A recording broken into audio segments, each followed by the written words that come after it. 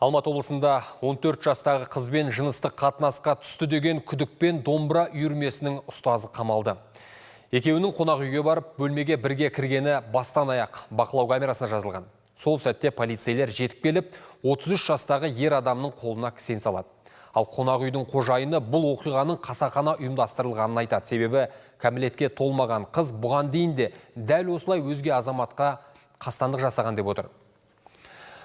Оқиға қашан және қалай болды? Күдікті кім? Өзге де тың деректерді әріптесім Нұртілеу Жылқышыбай біліп қайтты. Бұл өткен аптада ғана түсірілген кадрлар. Түнгі 2-ден аса қонақ үйге шашы ортасынан 2-ге қайырылған ер адам кіреді. Қызметкерден бөлменің бағасын сұрағасын, сыртқа шығып 22 секундтан кейін қайта оралады. Бірақ жалғыз емес, жанында телефоннан көз алмаған жас қыз бар. Ақшасын қолма-қол төлеп, осылайша екеуі бос бөлмеге қарай кетеді. Бұл оқиға Өтеген Батыр ауылындағы Урозы қонақ үйінде болған. 33 жастағы күдікті сол түні дәл осы 9-шы бөлмені 12 сағатқа жалдаған екен. Енді осының ішіне кіріп көрейікші. Кәмелетке толмаған қыз екеуі дәл осы бөлмеге кіреді. Бірақ көп ұзамай бірер минуттан кейін есікті полицейлер қақты деген болжам бар. Бұл ақпаратты қонақ үй қожайыны растап отыр. Оның айтуынша бұл құрыққа түсіру айласы. Стояла в дверях и явно она их позвала, потому что она зашла к нему, и они тут же за ней зашли. Милиция сама это прекрасно знает, потому что они сами сказали, это случай уже второй с этой девушкой.